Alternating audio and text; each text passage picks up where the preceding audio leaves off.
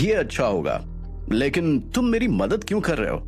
एक जादूगर के तौर पर मुझे बदले में कम से कम तुम्हें बराबर की कुछ कीमत तो देनी होगी, लेकिन तुमने बताया नहीं अभी तक कि तुम्हें चाहिए क्या।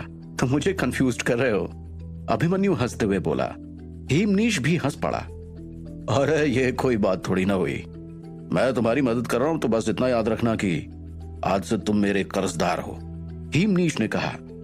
अभिमन्यु जानना चाहता था कि हीमनीश आखिर चाहता क्या है। चलो चलते हैं यहां से, मैं यकीन दिलाता हूं कि यहां तुम्हें बढ़िया व्यापार मिलेगा। देख लेना। ये बोलकर हीमनीश हंसा। वो घूमा और चलने लगा। अभिमन्यु उसके पीछे पीछे चल दिया। वे कई घरों को पार करते हुए एक भूरे रंग के लकड़ी के घर के पास पहुंचे, जिसके सामने एक लकड़ी की बड़ी सी छत बनी हुई थी। अभिमन्यु ने हीमनीश का पीछा किया और एक घर का दरवाजा खटखटाया, लेकिन घर के सामने कुछ लोग आपस में बहस कर रहे थे। उनकी आवाजें अभिमन्यु और हीमनीश तक भी आ रही थीं। जहां अभिमन्यु खड़ा था, अचानक उसके बगल के लकड़ी के दरवाजे को किसी ने तोड़ दिया और एक अधेड़ उम्र की महिला वहां से बाहर निकली। वो दर्द से कराह रही थी। उसका चेहरा पीला पड़ रहा था। भूरे रंग के चमड़े के सूट पहने दो मजबूत आदमी घर से बाहर चले आए और उनके पीछे सफेद हड्डी का हेलमेट पहना एक लंबा सा आदमी खड़ा था। यह हेलमेट एक भेड़िए की खोपड़ी से बनाया गया था और उस आदमी का चेहरा नुकीले दांतों के बीच में था। अजीब सा दिख रहा था उसका चेहरा, मानो वो एक ऐसे भेड़िए की तरह लग रहा है जो अपना ही सिर निगलने की कोशिश कर रहा हो। उस आदमी के रूप और कपड़ों ने अभिमन्यु को उन बर्बर लोगों की याद दिला दी जिनके बारे में उसने किताबों में पढ़ा था। वो आदमी लगभग 30 साल का होगा। उसके चेहरे पर गंभीर भाव नजर आ रहे थे। आप जानते हैं ना कि मैं हीमनीश हूं। आपने मुझे ये नकली बकवास सामान बेचने की हिम्मत कैसे की? वैसे तो आप बहुत पहले ही एक सामान्य जादूगर बन गए थे। इस 6 रिंग हाई टावर के दुकानदार को क्या तकलीफ है भाई? क्या तकलीफ है आपको? हीमनीश ने गुस्से से कहा। अभिमन्यु उस महिला की आंखों में गुस्सा देख सकता था, लेकिन वो महिला गंभीर रूप से घायल भी हो गई थी और केवल एक चीज था जो वो कर सकती थी, वो था जमीन पर लेटना। गली के जादूगरों ने लड़ाई देखी और घर के पास इकट्ठा हो गए। उनमें से कुछ मदद करने की कोशिश कर रहे थे, लेकिन उनके दोस्तों ने उन्हें रोक लिया। जाहिर है वे जानते हैं कि इन 3 मजबूत आदमियों के पीछे किसका हाथ है। अरे आप लोग समझ ही नहीं रहे, यह हमारा काम थोड़ी ना है। ये लोग सफेद महामहिम महल से हैं और वे हर जगह परेशानी लेकर आते हैं। चिंता मत करिए, भेवान और उनका ग्रुप आपकी देखभाल करेगा, ये वादा रहा मेरा। हीमनीश ने कहते हुए अभिमन्यु की ओर देखा और उसके शब्द अभिमन्यु के कानों में गूंज उठे। हीमनीश ने दरवाजा खटखटाया और लकड़ी का भूरा दरवाजा अपने आप खुल गया। अभिमन्यु ने 3 लोगों पर एक नजर डाली।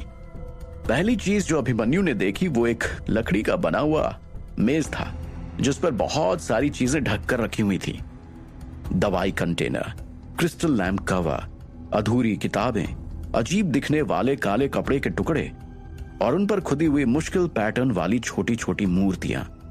इनमें से कोई भी चीज उसे कीमती नहीं लगी। एक छोटी सी औरत मेज के पीछे एक कुर्सी से उठ खड़ी हुई। उसके बाल इधर उधर फैले हुए थे। उसने जबरदस्ती अपने चेहरे पर मुस्कान बिखेरी और कहा, हीमनीश, मुझे तुम्हारे आने की उम्मीद नहीं थी बेटा। लंबे समय से देखा नहीं था तुम्हें। वो हीमनीश के पास गई और उसे गले लगा लिया। अरे मेरी प्यारी दादी, चलो चलता है सब कुछ। वैसे भी हम अभी 2 दिन पहले मिले तो थे। ये बोलकर हीमनीश मुस्कुराया। फिर उसने दादी को गले लगाया और उनकी पीठ थपथपाई। तुम यहां क्यों आए हो बेटे? मुझे अभी कुछ समय चाहिए था आराम करने के लिए। ये बोलकर दादी मुस्कुरा दी। हीमनीश ने अभिमन्यु की ओर इशारा किया। दादी, ये मेरा दोस्त है लक्ष्य। ये ट्री किलर दवाई का फॉर्मूला और सामग्री ढूंढ रहा है। मुझे लगता है कि आपको इसके बारे में कुछ जानकारी हो सकती है। हमारी मदद करिए ना। अभिमन्यु ने तुरंत दादी को प्रणाम किया। वो महिला की मजबूत दिमागी शक्ति को समझ सकता था। ये एनर्जी के समुद्रों के सामने खड़े होने जैसा था। अभिमन्यु निश्चित था कि उसके सामने खड़ी ये बूढ़ी जादूगरनी दादी प्रोफेसर तारा से कहीं ज्यादा मजबूत थी। वो पहली बार किसी ऐसे व्यक्ति से मिला था जो क्रिस्टल स्टेज पर पहुंच चुकी थी। इसके अलावा अभिमन्यु ने सोचा वो शायद प्राचीन रैंकिंग सिस्टम के आधार पर जल्द या बाद में रैंक 2 तक पहुंच जाएगी। दिलचस्प बात है बेटे, तुम जवान हो लेकिन मैं तुम्हारे हाथों से खून की गंध महसूस कर सकती हो। ये बोलते हुए दादी ने जेब से एक जोड़ी चश्मा निकाला और धीरे से उसे पहन लिया। वैसे भी तुम अगर हीमनीश के दोस्त हो तो मैं तुम्हारी मदद तो जरूर करूंगी। मैं उसकी एहसानमंद हूं। आओ मेरे पीछे आओ, मुझे एक नोटबुक ढूंढनी है। वो 1 सेकंड के लिए रुकी और बोली। अभिमन्यु ने हाँ में सिर हिलाया और कहा, आपके सहयोग के लिए धन्यवाद। बेटा, तुम्हें हीमनीश को धन्यवाद देना चाहिए। जादूगरनी दादी मुड़ते हुए बोली और सीढ़ियों से नीचे चली गई। सीढ़ी के अंत में एक दरवाजा था। उन्होंने उसे खोला और अभिमन्यु उनके पीछे तहखाने में चला गया। वहां बेतरतीब सामग्री का ढेर लगा हुआ था। अभिमन्यु ने वहां कई गुड़िया और खिलौने भी देखे।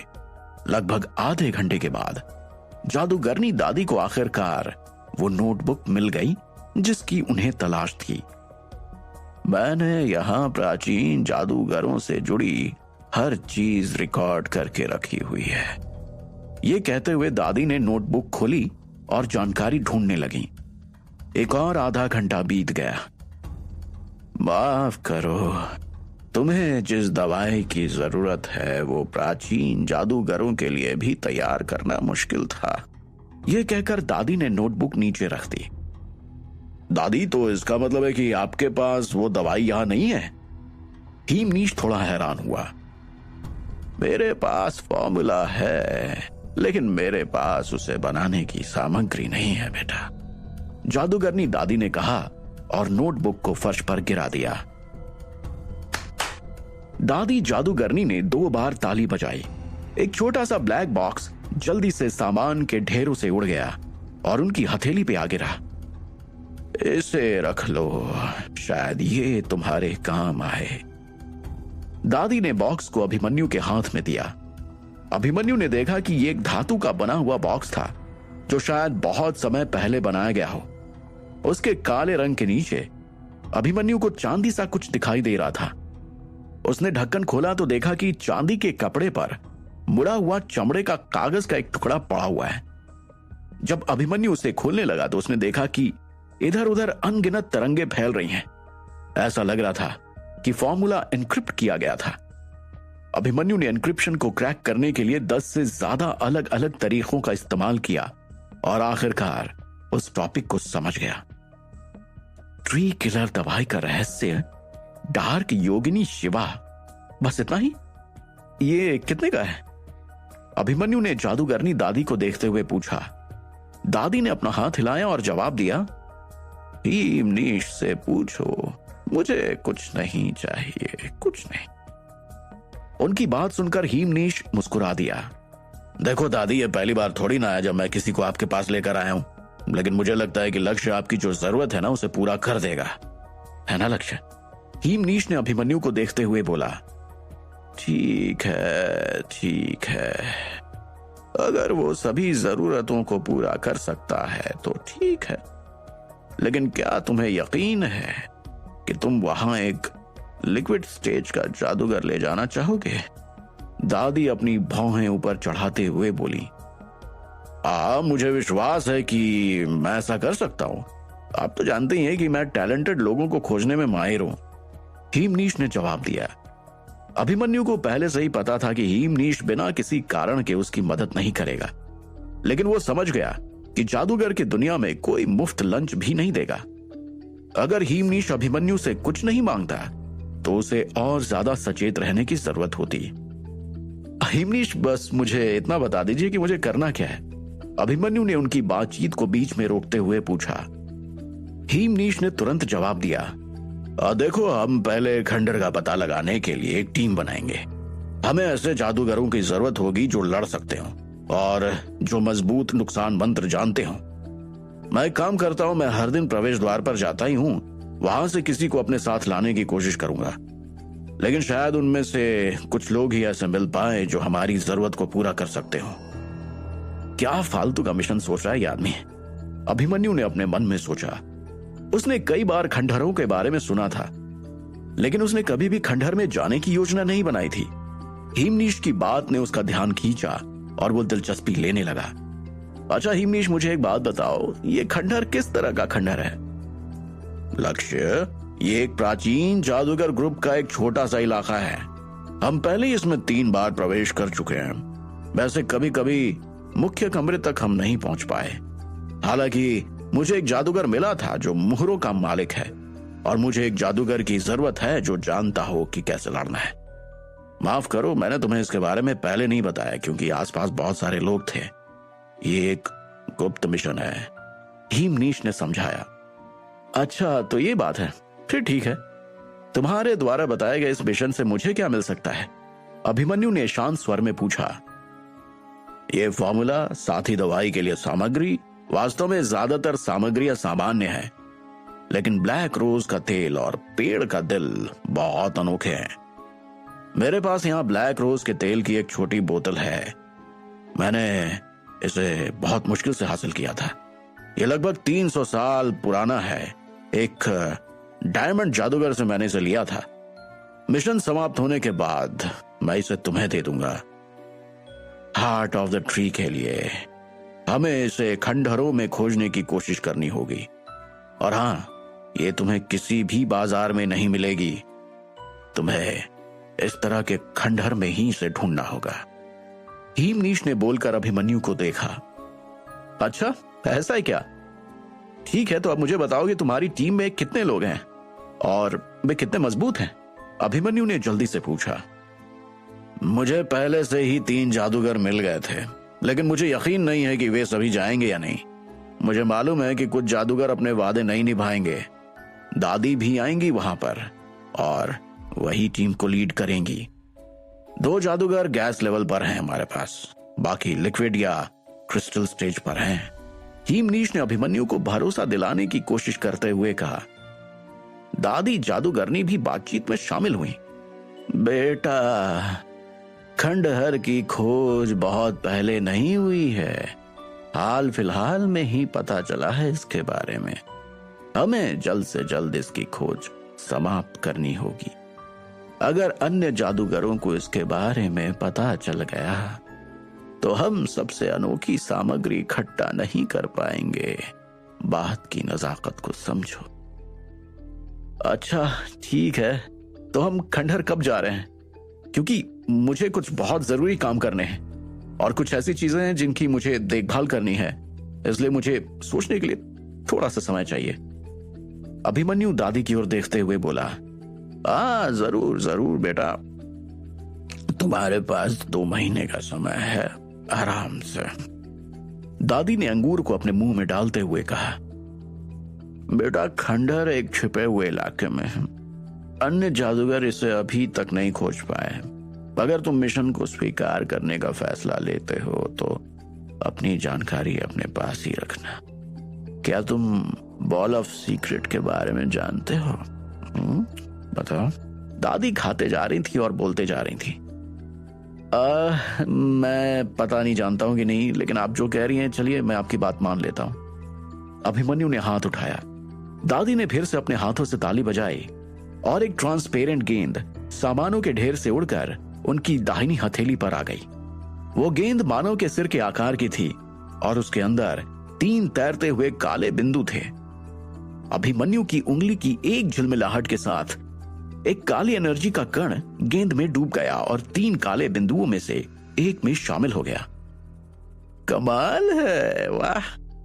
दादी और हिमनीश एक साथ मुस्कुराए। देवपाल भी काम कर रहा है। वो पहले से ही क्रिस्टल को छीनने की योजना बना रहा है, इसलिए हमें इसे जल्दी खत्म करने की जरूरत है। मुझे उम्मीद है कि इस बार हम इसे करने में जरूर सफल होंगे। हिमनीश ने कहते हुए दादी को देखा। मैं भी यही उम्मीद करती हूं बेटा, जादूगरनी दादी ने आह भरी। अभिमन्यु ने महसूस किया कि जादूगरनी दादी के घर से निकलने के बाद उसे पसीना आ रहा था। उसने सोचा कि अगर उसने उनके प्रपोजल को एक्सेप्ट नहीं किया तो दोनों उसे तुरंत मारने की कोशिश करेंगे। मिशन को एक्सेप्ट करने से पहले उन्होंने उसे सब कुछ बता दिया था, जो भी अजीब सा था। लाइट जादूगर आमतौर पर लड़ने से बचते हैं, हालांकि वे तभी लड़ते हैं जब उन्हें सबसे ज्यादा फायदा होता है। अभिमन्यु दादी के घर से निकला और लकड़ी की सीढ़ियों से नीचे चला गया। घर में प्रवेश करने से पहले उसने जो लड़ाई देखी वो पहले ही समाप्त हो चुकी थी, लेकिन वो अभी भी जमीन पर घर के दरवाजे की लकड़ी के कुछ टूटे हुए टुकड़े देख सकता था। अभिमन्यु इधर उधर देखने के लिए सड़क पर आ गया। यहाँ हर तरह की दुकानों की जांच करने के लिए कई जादूगर मौजूद थे। ये जगह खासतौर पर शहर के प्रवेश द्वार की तुलना में बहुत ज्यादा शांत था। वो मुड़ा और प्रवेश द्वार पर वापस आ गया। उसने पहले शहर की बनावट को जानने का फैसला किया। दरअसल बेलगामी शहर बहुत बड़ा नहीं था। यहाँ के लोगों ने लकड़ी और पत्थरों को मिलाकर घर बनाए हुए थे। बहुत सी दुकानें थीं जिनके ऊपर पीतल के चिन्ह लटके हुए थे।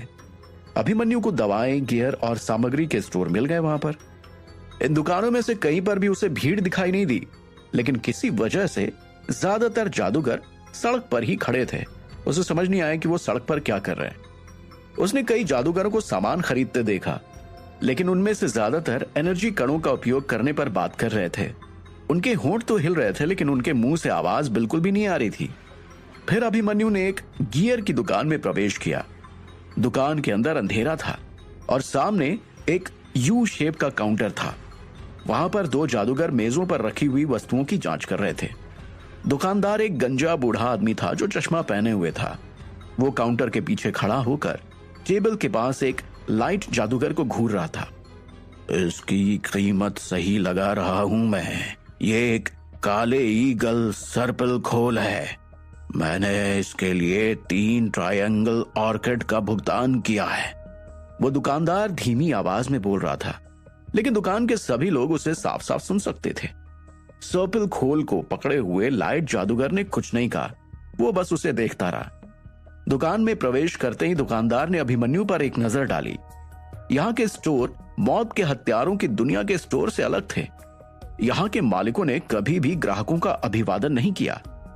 अभिमन्यु ने दरवाजे पर कुछ एनर्जी कण आपस में लड़ते हुए देखे। शायद दुकानदार ने कमरे को साउंड प्रूफ बनाने के लिए कुछ मंत्रों का इस्तेमाल किया होगा, लेकिन अभिमन्यु नहीं चाहता था कि जो भी जादूगर दुकान के करीब से होकर सड़क से गुजर रहे हैं वो यहाँ अंदर की बातचीत सुने। वो दाहिनी ओर के एक मेज पर चला गया और उस पर रखी वस्तुओं को देखने लगा। एक चांदी का धातु का हेलमेट, चमड़े के कवच के टुकड़े, छोटी तलवार, टोपी और एक बड़ा काला टावर ढाल था। कुछ गियर सफेद चमक रहे थे। ऐसा लग रहा था कि उनकी सतहों पर लिक्विड सा बह रहा है। अचानक अभिमन्यु को कुछ ऐसा मिला जिसे वो जानता था।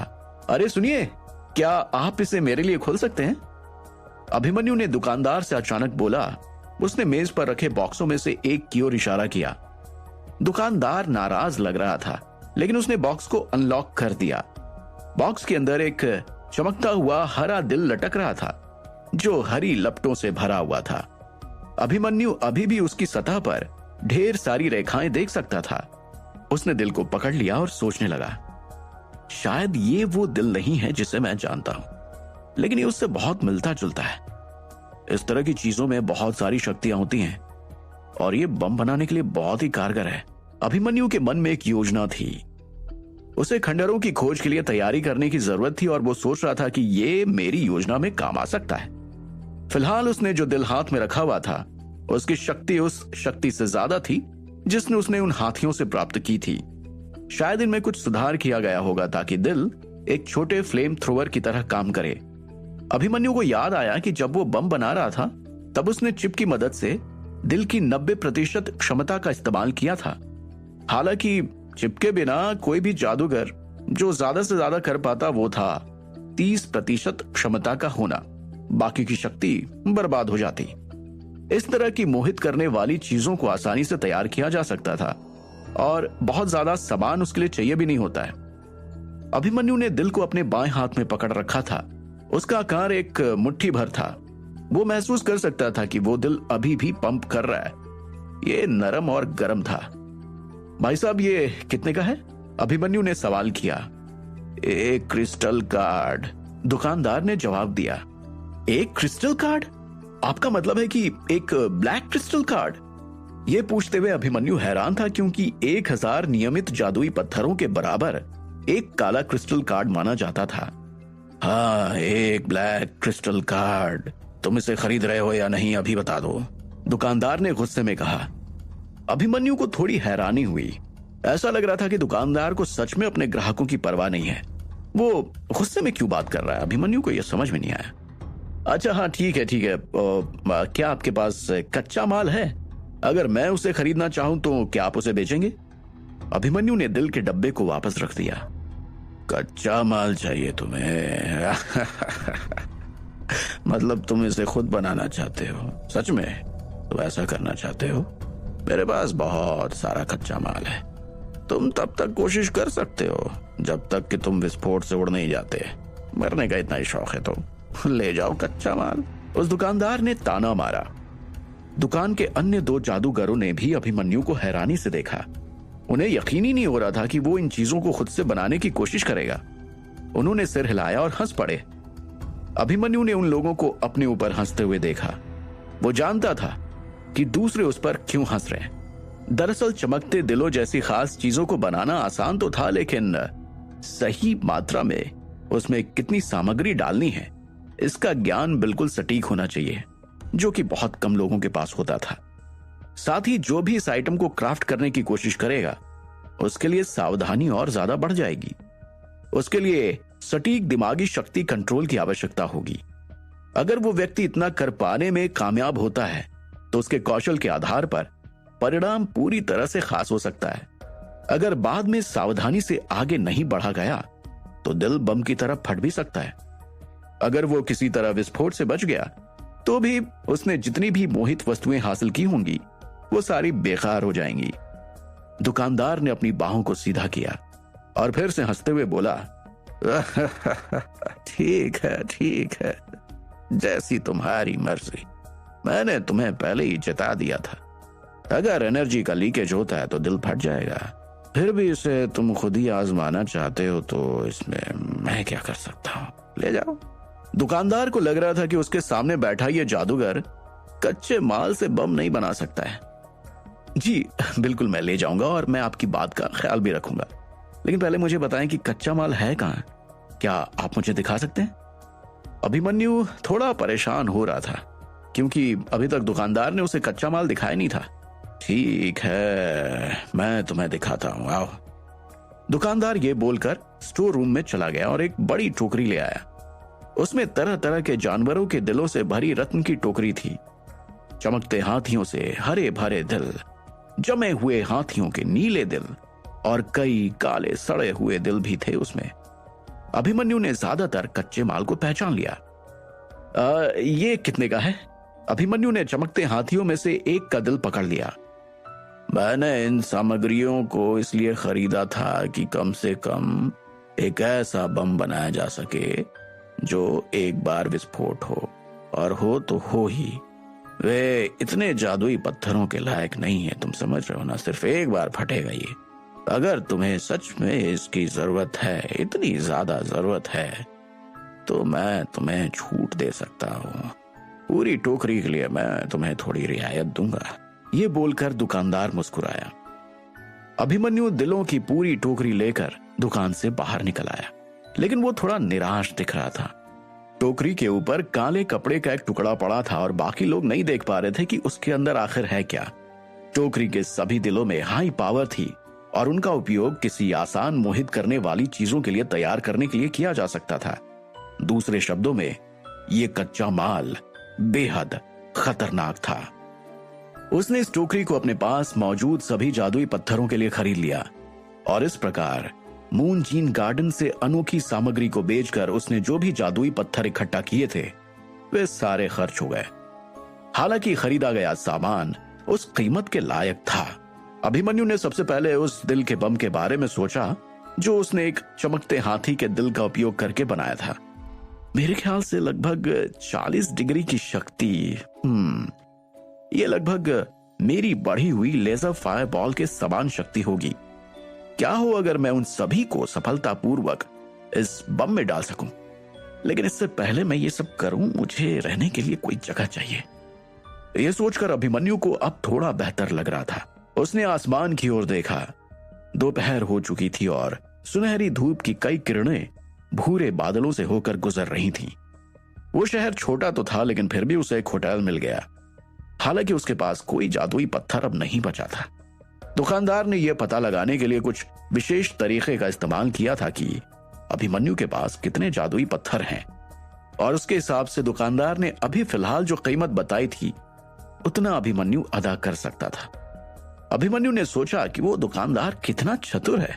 मोहित वस्तुएं कच्चे माल की तुलना में बहुत अधिक महंगी थीं। फ्लेम थ्रोवर जैसा दिखने वाला यह दिल अभिमन्यु ने स्टोर में देखा था, जिसे कई बार इस्तेमाल किया जा सकता था, और ये कम से कम 18 डिग्री के नुकसान का सामना कर सकता है। उसने पिछली बार 2 चमकते हाथियों के दिलों से 2 मोहित वस्तुएं बनाई थी।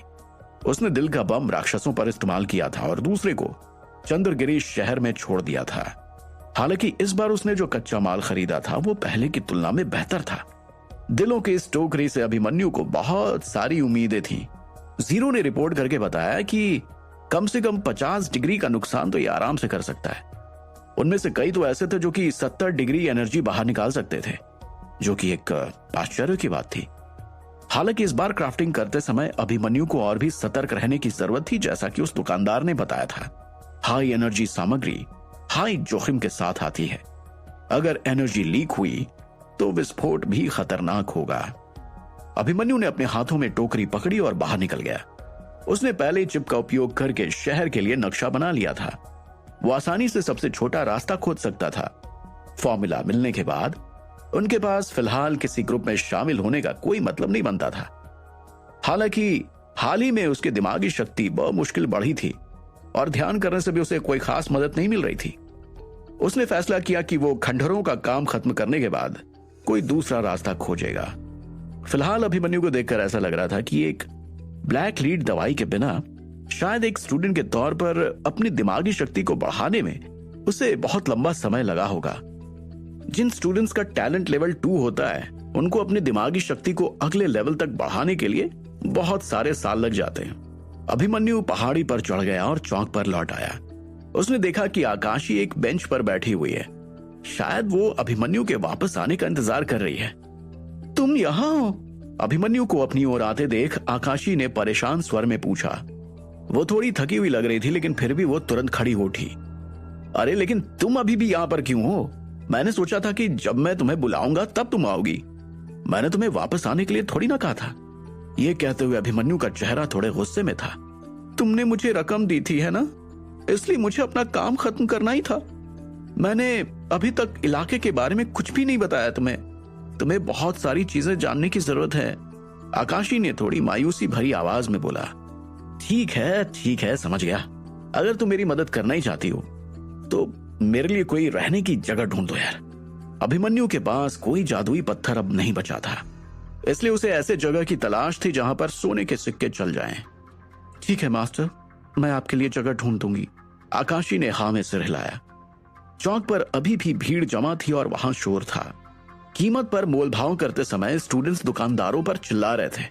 अभिमन्यु ने पालतू जानवरों को भी तेज आवाज करते हुए सुना। वो जगह बिल्कुल मौत के हत्यारों वाली जगह जैसी लग रही थी। आकाशी और अभिमन्यु चौक के चारों ओर घूमे और इस बार एक अलग रास्ते का उपयोग करके पहाड़ी से नीचे चले आए। यहाँ बहुत सारे लोग थे और अभिमन्यु ने रास्ते में कई ऐसे लोग भी देखे जो कि मौत के हत्यारे जैसे लग रहे थे। क्या अभिमन्यु अपने इस नए प्रयोग में सफल हो पाएगा? आगे कौन सी मुसीबत अभिमन्यु का इंतजार कर रही है और क्या? करीब आधे घंटे की मशक्कत के बाद वे एक सस्पेंशन ब्रिज पर पहुंचे। पुल के नीचे ये बहुत बड़ी खाई थी। सफेद धुंध ने अभिमन्यु की आंखों को धुंधला कर दिया, लेकिन ऐसा लग रहा था कि उस पर चलने वाले लोगों को पहले से ही इसकी आदत हो गई थी। उनमें से कई लोग घबराए हुए भी लग रहे थे। हाथों में टोकरी लिए अभिमन्यु ने आकाशी का पीछा किया। पुल के दूसरी ओर उसने पहाड़ की सतह पर अनगिनत गुफाएं देखी। वो गुफाएं देखने में छत्ते की तरह लग रही थीं। हर एक गुफा के बीच की दूरी लगभग 8 मीटर थी। आप यहाँ रहने के लिए एक गुफा किराए पर ले सकते हैं। आप चाहें तो बड़ी गुफाओं में से कोई भी एक खरीद सकते हैं। कीमत उचित है और ये जगह बहुत शांत है। आकाशी ने समझाया और अभिमन्यु को पुल के अंत तक एक छोटे से पत्थर के घर में ले गई। दीवार पर एक छोटी सी खिड़की थी और अंदर एक अधेड़ उम्र की गोल मटोल महिला बैठी थी। गुफा को किराए पर लेने के लिए ना उनसे बात करते हैं, चलो। आकाशी ने खिड़की की ओर इशारा किया। अभिमन्यु ने सिर हिलाया और आगे बढ़ गया। देखिए, मैं यहां सबसे अच्छी गुफाओं में से एक गुफा को 4 महीने के लिए किराए पर लेना चाहता हूं। उसका किराया कितना होगा? अभिमन्यु ने पूछा। क्या तुम्हारे पास जादुई पत्थर हैं? अगर नहीं तो तुम्हारे पास किस तरह के सोने के सिक्के हैं? 4 महीनों के लिए तो इस साम्राज्य में 10,000 नियमित सोने के सिक्के लगेंगे, उस महिला ने उत्तर दिया। अभिमन्यु ने अपनी थैली से 2 बैगनी रत्न निकाले जो टॉप लेवल के थे। ठीक है, ये काम तो कर जाएगा, लेकिन मुझे ऐसे कम से कम 10 चाहिए। महिला ने रत्नों में से एक को पकड़ा और देखा। अभिमन्यु ने सभी रत्न और सोने के सिक्के खर्च कर दिए और पहाड़ की सबसे बड़ी गुफाओं में से एक को किराए पर ले लिया। उसने अपने बैग की तलाशी ली और 1 साल के लिए भोजन खरीदने के लिए कुछ और कीमती वस्तुओं को मेज पर रख दिया। उसे फिलहाल सबसे पहले ट्री किलर पोशन को तैयार करना था, ताकि अगर उसे और पैसे की जरूरत हो तो वो बाद में उन चीजों को बेच सके। आकाशी थोड़ी उलझन में लग रही थी कि अभिमन्यु ने सिर्फ एक जादुई पत्थर वाली गुफा को क्यों किराए पर लिया। पैसे मिलने के बाद महिला ने अभिमन्यु को एक नंबर प्लेट दिया। वे सभी गुफाओं के साथ साथ चलने लगे और जल्द ही उन्हें अपनी गुफा मिल गई। गुफा के प्रवेश द्वार पर एक बड़ा भूरा पत्थर का दरवाजा था। ये एक बड़े आकार का था और इसकी सतह पर कुछ सरल स्ट्रिंग पैटर्न बने हुए थे। अभिमन्यु ने दरवाजे पर नंबर प्लेट लगा दी और दरवाजा तुरंत अपने आप खुल गया। अभिमन्यु ने देखा कि गुफा को बहुत अच्छी तरह से सजाया गया है। इसकी दीवारें पीली रंग से रंगी हुई हैं। लिविंग रूम के दोनों ओर कुल 8 कमरे हैं। अभिमन्यु को उम्मीद नहीं थी कि गुफा इतनी बड़ी होगी। एक भूरे रंग का फर का कालीन फर्श पर डाला हुआ था और दीवारों पर कुछ क्रिस्टल रोशनदान लटक रहे थे। पीली रोशनी ने पूरी गुफा को रोशन कर दिया। कमरा पूरी तरह से शानदार दिखने लगा और वो आरामदायक लग रहा था। इस जगह की केवल एकमात्र कमी थी कि यहाँ केवल एक ही प्रवेश द्वार है। मैंने जितने पैसे खर्च किए हैं उस हिसाब से यह कमरा बिल्कुल जायज है। अभिमन्यु गुफा को देखकर खुश हुआ। आकाशी दरवाजे पर ही रुक गई। उसने लिविंग रूम में अभिमन्यु का पीछा नहीं किया। गुफा अच्छी है ना, लेकिन जादूगर या मजबूत स्टूडेंट अगर चाहें तो आसानी से आपकी योग्यता पर हमला कर सकते हैं। दरअसल लोग यहाँ आमतौर पर केवल थोड़े समय के लिए ही रुकते हैं, आकाशी ने समझाया। हाँ, तुम सही कह रहे हो। इसके अलावा क्या तुम इन्हें बेचने में मेरी मदद कर सकती हो? मैं तुम्हें प्रॉफिट का 10% दूंगा, अभिमन्यु बोला और पलट गया। अभिमन्यु ने हरी लिक्विड के साथ कांच की छोटी शीशियों का एक गुच्छा निकाला। उसके पास एक दवाई थी जिसे उसने कुछ समय पहले ही तैयार किया था, लेकिन यह केवल सामान्य शारीरिक चोटों को ठीक कर सकती थी। अभिमन्यु ने दवाई की शीशियों को आकाशी को देते हुए बोला, ये लो हाई क्वालिटी वाला हीलिंग जेल। मैं इन्हें बिकवाना चाहता हूं। हाँ लाइए ना, मैं इन्हें सच में बेच सकती हूं। आप मुझ पर भरोसा करिए। धन्यवाद। आकाशी खुश दिख रही थी। उसने शीशियों को पकड़ा और संख्या गिनने लगी। वे कुल 12 शीशियां थीं। लेकिन आपने तो मुझे पहले ही बहुत सारे जादुई पत्थर दे दिए हैं, तो ये 10% मुझे थोड़ा ज्यादा लग रहा है। आकाशी ने शांत होने के बाद ईमानदारी से कहा। ऐसा लग रहा है क्या? चलो ठीक है, फिर मैं इतना ही कह सकता हूं कि मेरी मदद करने के लिए धन्यवाद। अभिमन्यु को यह लड़की पसंद आने लगी थी। वो ईमानदार और साफ दिल की थी। आकाशी ने उसे ईशानी की याद दिला दी। आखिरी बार उसने लगभग 5 साल पहले ईशानी को देखा था और वो सोच रहा था कि अब चंद्रगिरी शहर की हालत कैसी हो गई होगी। आकाशी हीलिंग जेल की 12 शीशियां लेकर बाजार चली गई। आधे घंटे के बाद एक नौकर ने उसे खाना दिया और उसी समय आकाशी गुफा में लौट आई। उसके हाथ में चमड़े की एक छोटी सी काली थैली थी और वो थैली जादुई पत्थरों से भरी हुई थी। कुल 24 मीडियम लेवल वाले जादुई पत्थर। ये कहते हुए आकाशी ने थैली को अभिमन्यु को सौंप दिया। अभिमन्यु ने उसे पकड़ा, एक जादुई पत्थर निकाला और उसे आकाशी को देते हुए बोला, ये तुम्हारी मदद का इनाम है, इसे मना मत करना। मुझे मालूम है कि बाद में मुझे तुम्हारी बहुत जरूरत पड़ने वाली है।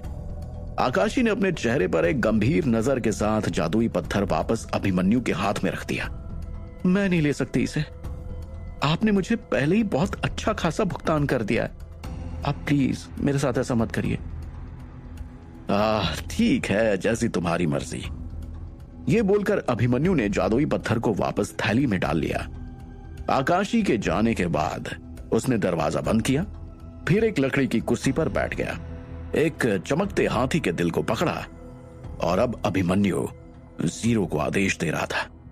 जीरो, मेरे लिए हार्ड बम बनाने का प्रोसेस कॉपी करो। इतना कहते ही अभिमन्यु की आंखों के सामने नीली रोशनी के बिंदु चमकने लगे। प्रोसेस आरंभ किया जा रहा है, सिमुलेट किया जा रहा है, जीरो ने जवाब दिया।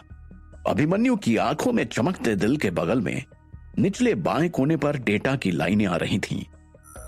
एनर्जी 56.13 डिग्री, श्रेणी आग, सिमुलेशन सफलता दर 98.78%, लागत 2 दिमागी शक्ति, समय 3 घंटे। अभिमन्यु की आंखों से नीली रोशनी के बिंदु गायब हो गए। उसने अपना दाहिना हाथ उठाया और चांदी की एक तेज छुरी बनाई। छुरी का सिरा आधे मिनट में धीरे धीरे चांदी से भूरा हो गया। अभिमन्यु ने छुरी को हाथ में पकड़ा और उठ खड़ा हुआ।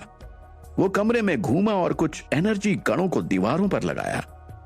ऐसा करके वो कुछ हमलों को रोक सकता था और एनर्जी कण उसे अनजान दिमागी शक्ति तरंगों के बारे में चेतावनी भी देते। हालांकि अगर वो इस शक्ति का इस्तेमाल करना चाहता है तो वो इन मंत्रों के स्कैन को बंद नहीं कर सकता था। फिर भी वो बम बनाने की प्रोसेस को छिपाने की कोशिश करना चाहता था।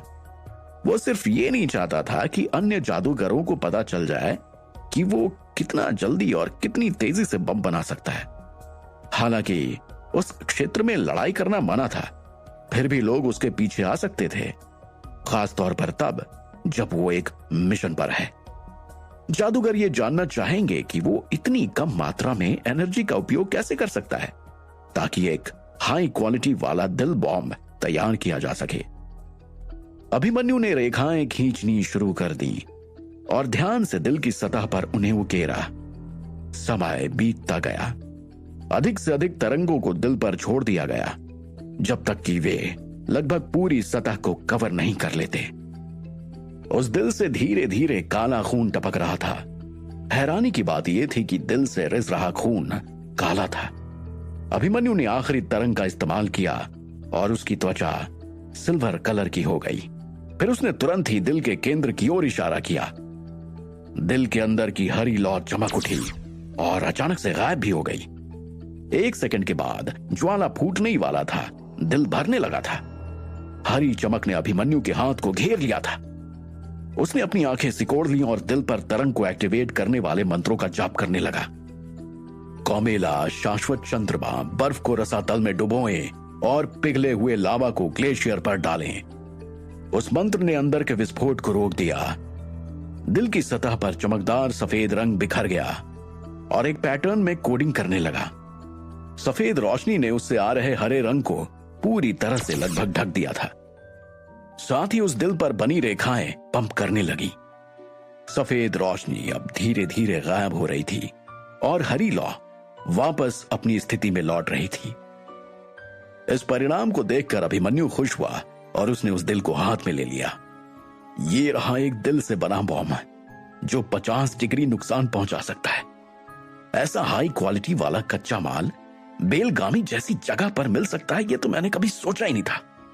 अभिमन्यु एक औसत लिक्विड स्टेज के जादूगर के खिलाफ लड़ाई जीत सकता है क्योंकि उसके पास सिग्नेट की शक्ति है और वो उससे अपने दुश्मनों को हैरान कर सकता है।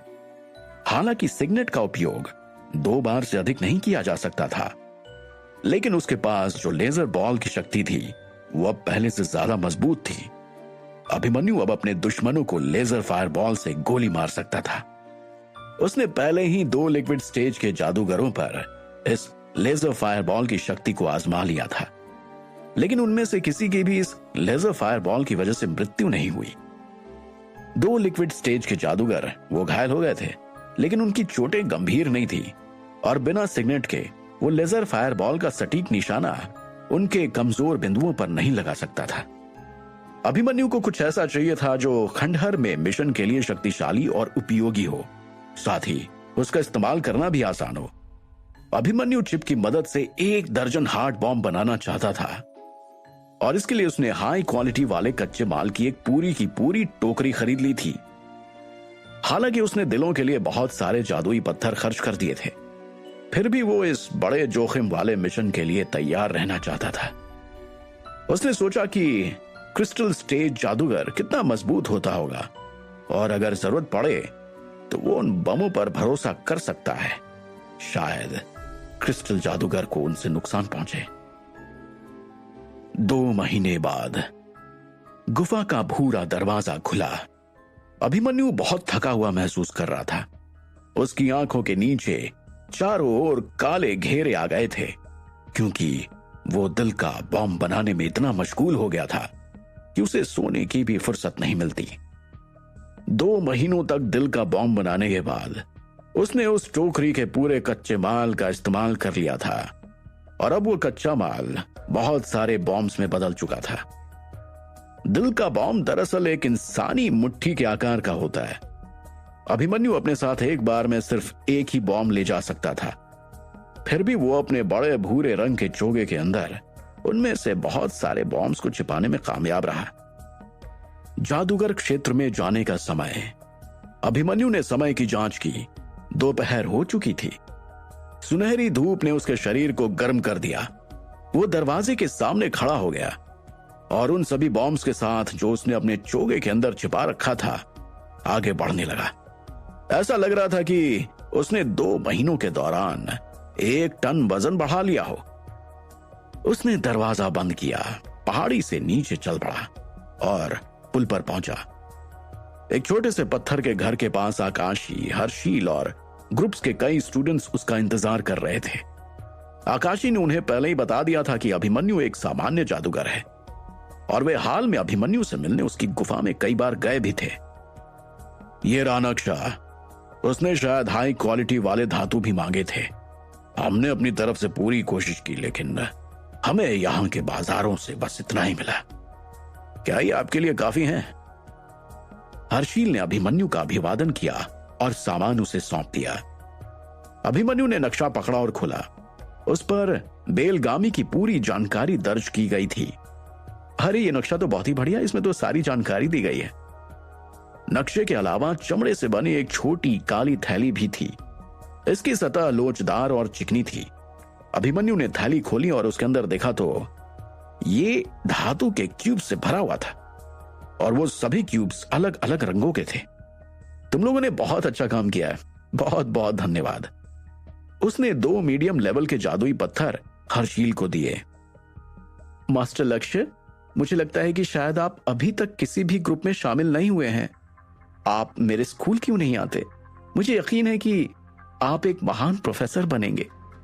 डीप रिवर 3 मुख्य ग्रुप्स में से सबसे छोटा है, लेकिन हमारे पास है बड़ी संख्या में स्टूडेंट्स और हमारे पास स्टोर में सामग्री का एक अच्छा खासा कलेक्शन भी है। आकाशी ने अभिमन्यु की आंखों में देखते हुए पूछा। डीप रिवर, अच्छा। मेरी योजना 6 रिंग हाई टावर में शामिल होने की है और मैं इस समय अन्य ग्रुप्स के बारे में नहीं सोच सकता, अभिमन्यु ने कहा। अभिमन्यु ने बाजारों में लोगों से जानकारी इकट्ठा की। उसके आधार पर बेलगामी में उनके जैसे लगभग 30 ग्रुप्स थे, लेकिन अभिमन्यु उनसे ज्यादा वाकिफ नहीं था। क्या अभिमन्यु किसी ग्रुप में शामिल होगा? अपने प्रयोग में सफल होने के बाद क्या होगा अभिमन्यु का अगला कदम?